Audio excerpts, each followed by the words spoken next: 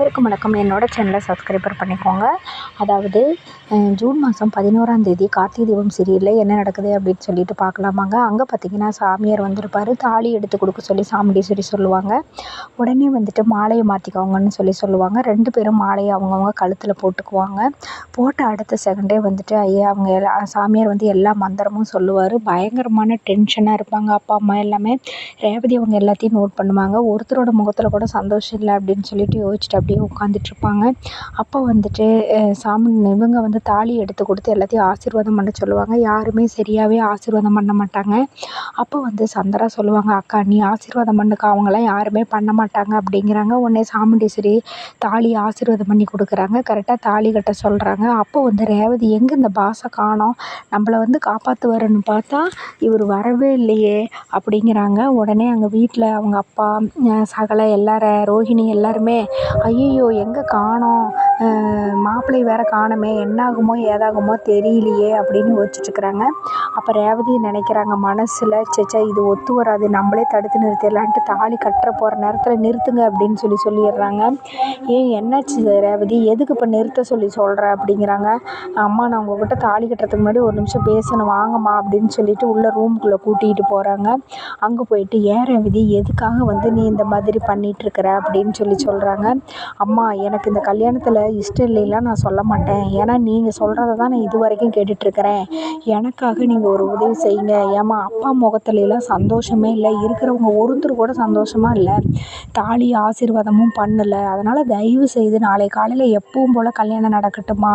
நான் வந்து உங்களை அந்த பையனை கல்யாணம் பண்ணிக்கலின்னு சொல்லலை, நீங்கள் சொல்கிறதாம்மா நான் கேட்டுட்ருக்கிறேன். உங்கள் சொல்படியே நான் அவரையவே நாளை காலையில் எல்லோரும் முன்னாடியும் கல்யாணம் பண்ணிக்கிறேன். அப்பாவும் எல்லாருமே சந்தோஷமாக ஆசீர்வாதம் பண்ணுவாங்கம்மா. இப்போ யார் முகத்துலேயும் சந்தோஷம் இல்லைம்மா, இந்த ஒரு உதவி மட்டும் எனக்கு செய்யுங்கம்மாங்கிறாங்க. உடனே சாமுண்டீஸ்வரி சரி வா அப்படின்னு சொல்லிட்டு வராங்க. வந்த உடனே இருந்துக்கிட்டு என்னாச்சுக்கா அப்படின்னு சந்திரா கேட்குறாங்க. அதெல்லாம் ஒன்றும் இல்லை, அவள் ரேவதி வந்து எல்லோரும் முன்னாடியும் நாளைக்கு சாமிக்கு தாலி கட்டிக்கணும்னு நினைக்கிறா, இப்படி குறுகின இடத்துல வச்சு தாலி கட்டுறதெல்லாம் அவளுக்கு இஷ்டம் இல்லை அப்படின்னு சொல்கிறா. அதனால் நாளைக்கு காலையிலேயே நம்ம வந்து மண்டபத்திலேயே வச்சு பண்ணிக்கலாம் அவள் விருப்ப பிரகாரம் அப்படின்னு சொல்கிறாங்க. உடனே சந்திரா வந்துட்டு அக்கா உனக்கு சொன்னால் புரியாதா, இந்த சாமியை ரொம்ப அதிர்ஷ்டமானவர், அவர் கையாலே தாலி கட்டிக்கிட்டால் தான் நல்லதுக்கா அப்படி இப்படிங்கிறாங்க. அதெல்லாம் ஒன்றும் வேண்டாம், பார்த்துக்கலாம், எதாக இருந்தாலும் அதெல்லாம் எதாவது வேண்டான்னு சொல்கிறல்ல, ஏன் போய் தேவையில்லாமல் இது பண்ணிகிட்ருக்கிறீங்க, நாளைக்கே பண்ணிக்கலாம், நானும் ரொம்பவும் கட்டாயப்படுத்த முடியாது சந்திரா, அதனால் தயவுசெய்து வேண்டாம் அப்படிங்கிறாங்க.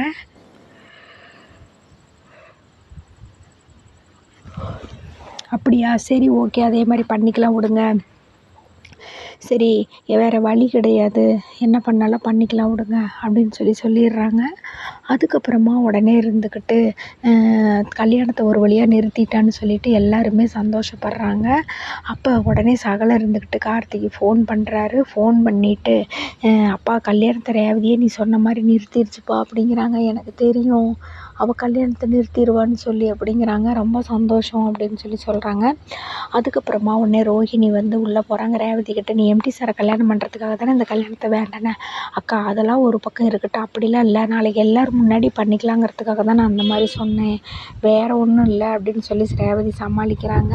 அதுக்கப்புறமா லாஸ்ட்டு சீனாக பார்த்தீங்க அப்படின்னா அங்கே வந்துட்டு உடனே ஃபோன் பண்ணி இந்த மாதிரி சொல்கிறாங்க. சிவனாண்டியும் அவங்களும் வந்து சித்தப்பா 2 பேருமே இருந்துக்கிட்டு பேசுகிறாங்க. பேசிட்டு இந்த மாதிரி வந்து என்ன காரணம் கொண்டாலும் சரி, என்ன செஞ்சாலும் சரி, நாங்கள் வந்து அந்த மாதிரி அங்கே தான் இது பண்ணுறோம், நாங்கள் வந்து இந்த மாதிரி வந்து எதுவுமே பண்ண போகிறது இல்லை, அதனால் வந்து நம்ம அந்த கல்யாணத்தை வந்து ரேவதி காலையில் தான் கல்யாணம் பண்ணுவோன்னு சொல்லிட்டா, அதனால் அவங்க வந்து காலையில் தான் கல்யாணம் பண்ணுறேன் அப்படிங்கிற மாதிரி சொல்லிட்டாங்க, அதனால் வேறு வழியே இல்லை, அதனால் சரி காலையிலே பண்ணிக்கலாம் அப்படின்னு அக்காலும் சொல்லிட்டா அப்படிங்கிறாங்க. எதை பார்த்தாலும் சொதப்பலாக இருக்குது அப்படிங்கிறாங்க சிவனாண்டி. அதுக்கப்புறமா ரேவதி இங்கே இருந்துக்கிட்டு நேரடியாக போயிட்டு ஆஃபீஸுக்கு போகிறா. அப்போ வந்துட்டு ரேவதி நாளைக்கு நேரமெல்லாம் உனக்கு கல்யாணம் முடிஞ்சிருக்கும் அப்படிங்கிறாங்க அந்த பிரியாங்கிறவங்க. நீ சீக்கிரமாக கல்யாணம் பண்ணால் தான் எம்டி சாரை நான் கல்யாணம் பண்ணிக்க முடியுங்கிறாங்க. நான் எம்டி சாருக்கு பத்திரிக்கை கொடுக்க வந்தேன் அப்படிங்கிறாங்க. உடனே இருந்துக்கிட்டு உள்ளே போகிறாங்க. வாங்க அப்படின்னு சொல்கிறாங்க கார்த்தி. அப்போ ரேவதி சொல்கிறாங்க, இந்தாங்க சார் உங்களுக்கு பத்திரிக்கை வச்சுட்டு போகலான்னு வந்தேன், நாளைக்கு எனக்கு கல்யாணம் அப்படிங்கிறாங்க. உடனே வந்துட்டு அதான் உங்கள் அம்மா கொடுத்துட்டாங்களேங்கிறாங்க. அம்மா கொடுத்தாலும் பரவாயில்ல, நான் உங்களுக்கு தனிப்பட்ட முறையில் கொடுக்கணும்ல, அதுக்காக தான் வந்தேன் அப்படின்னு சொல்கிறாங்க. ஓ! அப்படிங்களாங்கிறாங்க. பத்திரிக்கையில என்னங்க என் பேர் போட்டிருக்குது அப்படிங்கிறாங்க. என்னமோ தெரியாத மாரி கேட்குறீங்க அப்படின்னு சொல்லி சிரிக்கிறாங்க. சார் எனக்கு அப்புறம் வந்து ஒரு நல்ல கிஃப்ட்டா வாங்கிட்டு வந்து என் லைஃப்பில் நான் உங்களுக்கு என்ன கிஃப்ட் வேணும் சொல்லுங்க அப்படின்னு கார்த்தி கேட்குறாரு. என் லைஃப்பில் மறக்க முடியாத ஒரு கிஃப்ட்ட வாங்கிட்டு வந்து கொடுங்க அப்படிங்கிறாங்க. சரி கண்டிப்பா லைஃப்பில் மறக்க முடியாத ஒரு கிஃப்ட்ட வாங்கிட்டு வந்து கொடுக்குறேன் அப்படிங்கிறாங்க கார்த்தி. அதோட பார்த்தீங்கன்னா எபிசோடு அதுக்கப்புறம் என்ன நடக்குதுன்னா, சகலை வந்து புட்ஃபாலை எடுத்துகிட்டு அப்படியே வர்றாரு. அங்கே வந்து அந்த மருதுங்கிறவரு உட்காந்து சும்மா செல்லு பார்த்துட்ருக்குறாரு. ஏன்ப்பாங்கிறாங்க, ரொம்ப போர் அடிக்குது, மேட்ச் எல்லாம் முடிஞ்சிருச்சு அப்படிங்கிறாங்க. 11ஆம் தேதியிலேருந்து ஃபுட்பால் மேட்ச் ஆரம்பிக்கிறதா அது விளம்பரம் பண்ணுறாங்க 2 பேரும். அதோட எபிசோடு முடியுது. அடுத்த நாளைக்கு என்ன நடக்க போகுதுன்னு வெயிட் பண்ணி பார்ப்போம். நன்றி, வணக்கம்.